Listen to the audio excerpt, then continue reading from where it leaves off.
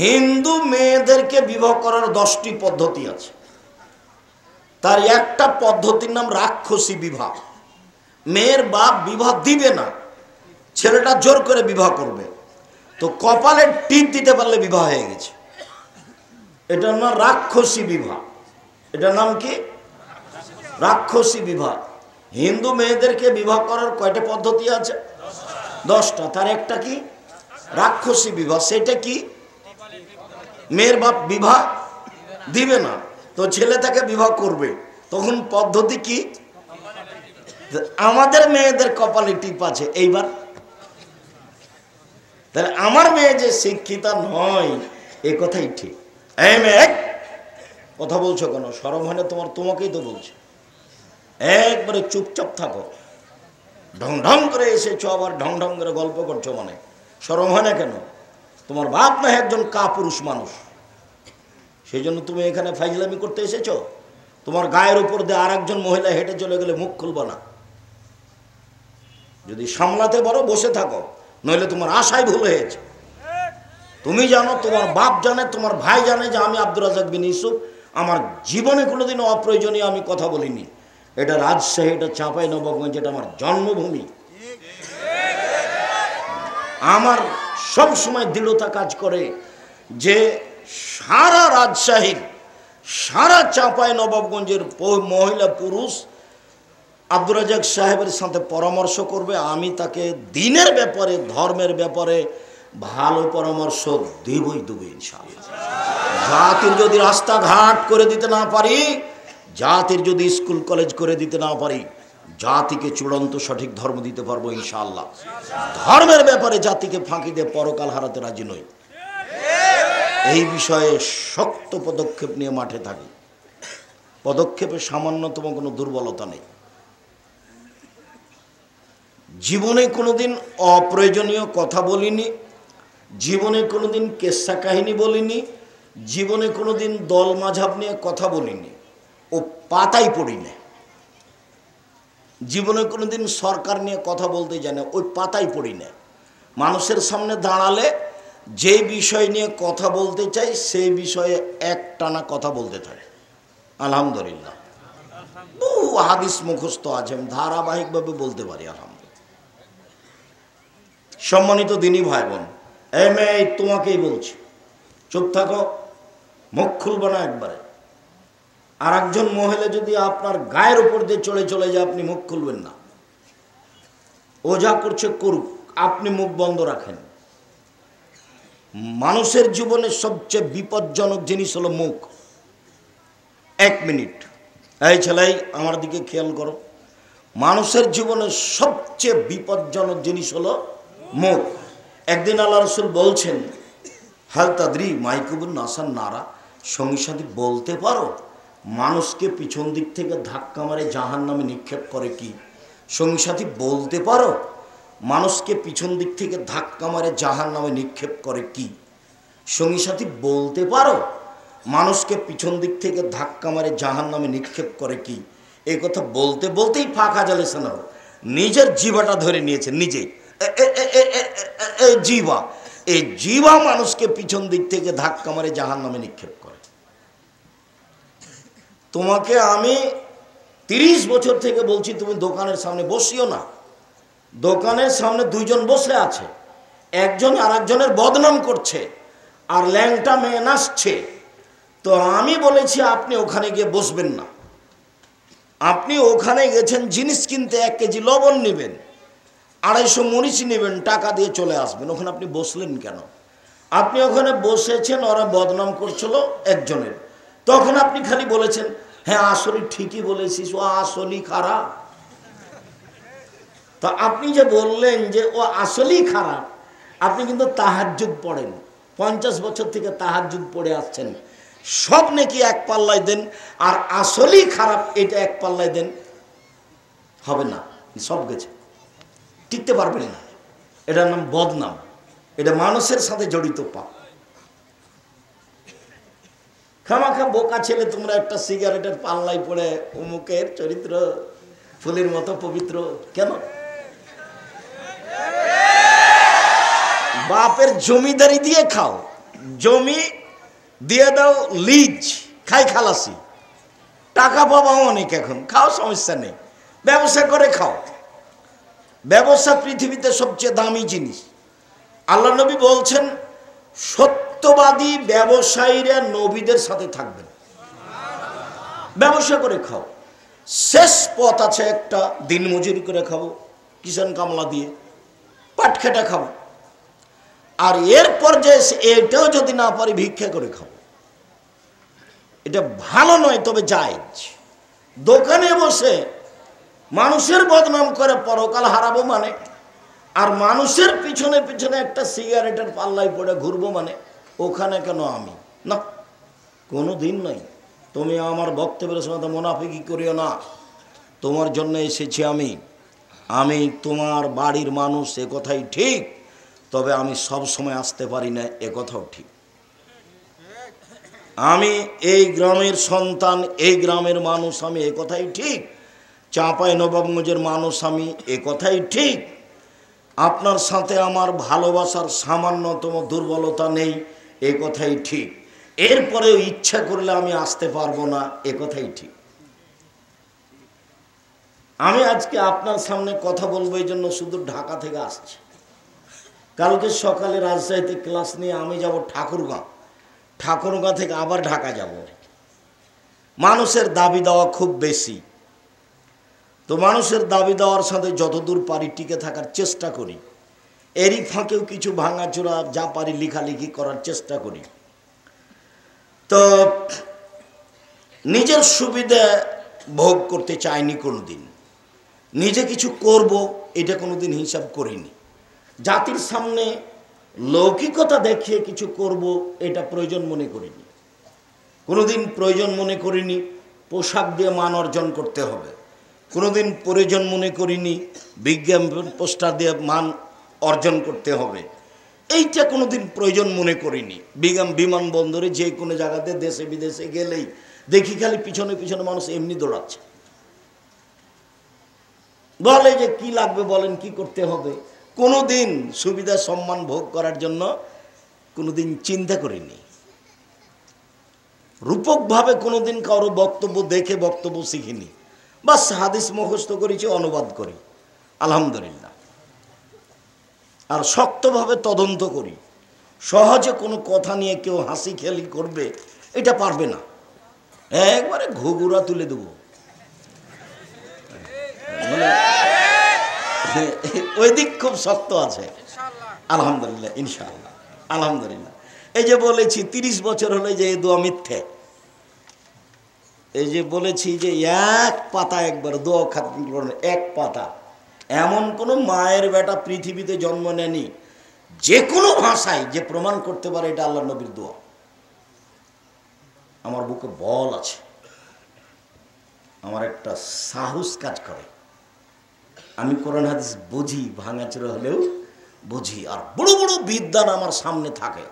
ফতোয়া বোর্ড যেদিন হয়, যারা দেশ বিদেশের, যারা সৌদি আরব থেকে এসেছে, যারা ইন্ডিয়া থেকে এসেছে, বড় বড় বিদ্বান, তারা আমার সামনে থাকে। তারাও সম্মান করে চলার চেষ্টা করে, অথচ আমি মনে করি আমি কিছুই না। তো আমার চর্চাতে এগুলো মিথ্যা, এগুলো ধর্ম নয়। যার কারণে আমি বলেছি দেশের 95% জন বক্তা মিথ্যু। কেউ খালি যদি বলে আমার সামনে যে আমার বক্তার মিথ্যা দেখান, তো ওকে একেবারে মাটিতে মিশিয়ে দেব। খালি মুখ খুললে দেখাবো যে এটাই মিথ্যা, এটা মিথ্যা, এটা মিথ্যা, প্রমাণ করাও দেখি। 98 জন মুফাসসির মিথ্যুক বলেছি। কতজন? শতকরা 98 জন মুফাসসির মিথ্যুক। আমার এক চাচাতো ভাই মারা গেছেন, ও সুলতানগঞ্জে বক্তব্য শুনতে এসেছে এক মুফাসসির, আমি নাম বলছি। তো গিয়ে বলছে তাফসির যে করলো, খুব যোগ্য আলেম, কি তাফসির করলো ভাই, তোরা ওগুলো জানিস না। আহারে ঠিক আছে, আমি জানি না, তো কি সেটা বলেন না। না তোরা ওগুলো জানিস না, ওই তাফসির তোরা জানিস না, কিছু বলবেন তো। বলছে তাফসিরে বলল, জীবনে এটা শুনিনি, যে আদম আলাইহিস সালাম ঘুম থেকে উঠে দেখেন পাশে একজন সুন্দরী মহিলা বসে আছেন, হাওয়া। তো একটু হাত বাড়ালছেন, তখন ফেরেশতা বলছেন থামেন। তো আদম আলাইহিস সালাম বলছেন কেন? মোহর দিতে হবে। ফেরেশতা বলছেন কি? মোহর দিতে হবে। তো আদম আলাইহিস সালাম বলছেন যে মোহর আবার কি? মোহর কি জিনিস? তখন ফেরেশতা বলছেন 1000 বার মুহাম্মাদের নামে দুরূদ পড়ে দিতে হবে, এইটা হলো মোহর। আমার চাচাতো ভাই মুফাসসিরের তাফসীর শোনাচ্ছে। তখন আমি আমার চাচাতো ভাইকে বললাম ওই মুফাসসিরকে 80 লাঠি পিটাতে হবে। হতো আমি দিলাম। কেন? উনি আদম আলাইহিস সালামের উপরে মিথ্যা আরোপ করেছেন। আল্লাহ বলেছেন আদমকে আমি সব কিছু শিখিয়ে দিয়েছি। পৃথিবীতে সবচেয়ে বড় বিদ্বানকে? আদম আলাইহিস সালাম। আদম আলাইহিস সালামের চেয়ে বড় বিদ্বান পৃথিবীতে কেউ জন্ম নেয়নি। আল্লাহ বলছেন ওয়াল্লামা আদামাল আসমা কুল্লাহা, সব কিছুর নাম পৃথিবীতে যা ছিল, যা আসবে, কিয়ামত পর্যন্ত যা হবে সব আদম জানতেন। পৃথিবীর সবচেয়ে বড় বিদ্বান, সব জানতেন। আর বউকে কিভাবে হালাল করতে হবে সেটাই জানতেন না। ধর্ম পাগল হয়ে গেছে। ধর্ম রাজশাহী চামচের হাওয়াই লাড্ডু, दोनों हाथ में लड्डू हो जो चाहे उसको खा ले, जो चाहे उसको छोड़ दे। ভুল হিসাব। আপনার মুফাসসিরকে তওবা করতে হবে, বলে দিলাম। আপনার মুফাসসিরকে তওবা করতে হবে। আপনার মুফাসসিরের তাফসীর বগুড়া নগর মাদ্রাসাতে একজন মুফাসসির বক্তব্য দিয়েছিল, ওই বক্তব্যের এটা একই। বগুড়া নগর মাদ্রাসাতে এক মুফাসসির বলছে যে আব্দুল কাদের জেলানির বাড়িতে একটা ভিক্ষুক এসেছিল। তো আব্দুল কাদের জেলানির মা ভিক্ষা দিতে গেছে। তখন ভিক্ষুক আব্দুল কাদের জেলানির মাকে দেখে আসক্ত হয়েছে। তো আব্দুল কাদেরের মন খারাপ হয়ে গেছে পেটের ভিতর থেকে। তো পেটের ভিতর থেকে বের হয়ে ভিক্ষুককে মেরে দিয়েছে। তো এখন আমি বলছি যে কোন শ্রোতা যদি দাঁড়িয়ে বলতো মাওলানা সাহেব আব্দুল কাদের তো মায়ের পেট থেকে বের হয়ে এসে ভিক্ষুককে তো মেরে দিলেন, তো এখনো তো তার প্রসব জন্মের সময় আসেনি, এখন ঢুকলেন কিভাবে? এইটা যদি কেউ বলে তাহলে তো মুফাসসির আটকা পড়ে। এটা তো আর কেউ বলে না। তাফসীর করছে সবাই খুশি। আর ওকে যে মারলো ও তো জেনা করেনি, তো মারবে কি করে? একজন মানুষ বিবাহ করার পরে যদি জেনা করে তাহলে তাকে কি করতে হবে? মারতে হবে ঢিল পাথর দিয়ে। তো ফকির তো জেনাই করেনি। ফকির খালি বলছে যে আসক্ত হয়েছিল, হয়তো তার দিকে দেখেছে।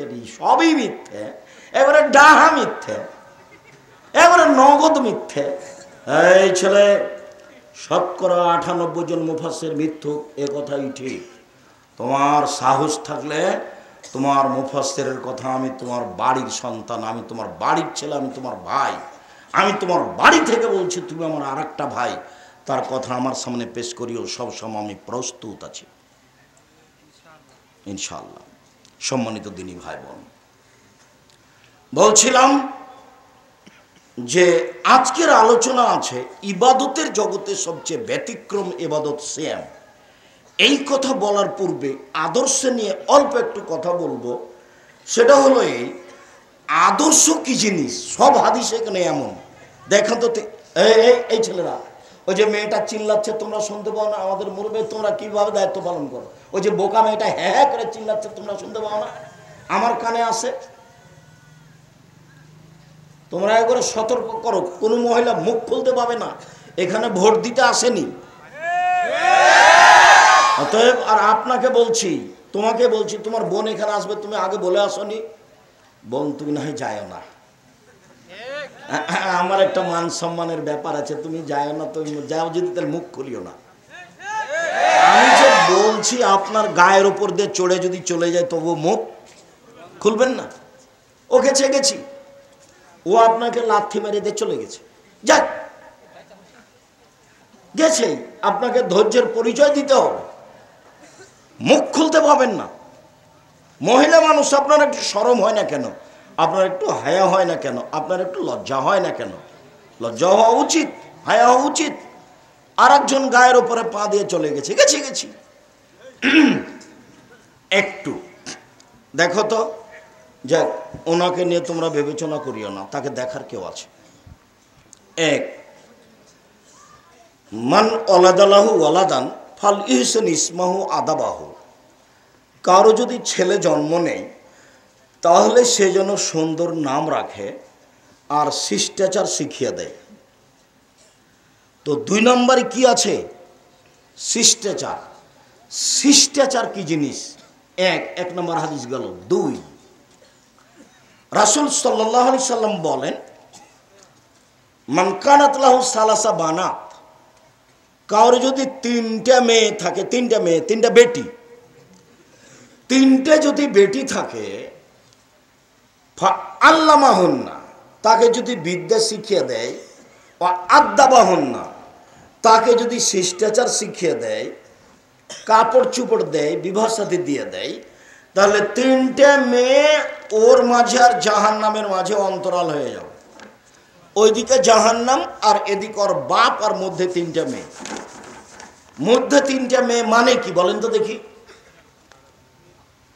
এরা বলছে যে আমার বাপ আগে জান্নাতে যাবে, তারপরে কোনো কথা। এরা মধ্যে অন্তরাল হয়ে গেছে, মধ্যে দাঁড়িয়ে গেছে। আল্লাহকে বলছে আমার বাপকে আগে জান্নাতে দেন, তারপরে কোনো কথা। বেটা ছেলে কিন্তু লালন পালন করে 5 পয়সা লাভ নাই। এমন কোনো হাদিস নাই দুনিয়াতে যে 10টা ছেলেকে কেউ যদি মাস্টার ডিগ্রি পাস করায় 1 পয়সা লাভ হবে, এই কথা আল্লাহ নবী বলেননি। তো মানুষ করবে কেন, পড়াবে কেন? জন্ম দিয়েছে এই জন্য। তাহলে ছেলেকে পড়াবে কেন? জন্ম দিয়েছে এই জন্য। থামেন থামেন আব্দুর রাজ্জাক সাহেব, থামেন, একটা কথা ধরা পড়ে গেল আপনার কথার সাথে। কি? আমরা তো বহু মাওলানার মুখে শুনেছি যে ভালো ছেলে বাপের জন্য দোয়া করবে, ওয়ালাদুন সালে। ওরে, ওটা তো শুধু ছেলে নয়, ওটা মেয়েও। ওয়ালাদুন আরবি শব্দ, তো ছেলেও ওয়ালাদুন, মেয়েও ওয়ালাদুন। মেয়ে যদি ভালো হয় মেয়েও ভালো, ছেলে যদি ভালো হয় ছেলেও ভালো। যে ছেলে যে মেয়ে বাপ মায়ের জন্য কি করবে? দোয়া করবে। খাস করে ছেলের কোনো কথা নাই, কোনো কথা নাই। 10টা ছেলেকে মাস্টার ডিগ্রি পাস করালে বাপের 1 পয়সা লাভ হবে পরকালীন হিসাবে, এই কথা আল্লাহ নবী বলেননি। আবার বলছেন 3টা মেয়ের যদি লালন পালন করে, বিবাহ সাথী দিয়ে দেয়, শিষ্টাচার শিখিয়ে দেয়, তাহলে মেয়ে 3টে কুন্না লাহু হিজাবান মিনান নারে, মেয়ে 3টি অন্তরাল হয়ে যাবে জাহান্নাম থেকে বাঁচানোর জন্য। এদিকে আছে বাপ, ওদিকে আছে জাহান্নাম, মধ্যে কারা আছে? মেয়েরা। মেয়ের অনেক দাম, মেয়ের অনেক দাম। সেটা এদেশের লোক বুঝে না। তো 3টে মেয়ে হয়েছে তখন বউ তালাক দিবে। হুঁচলা তো তোর কারণে তো মেয়ে হলে যদি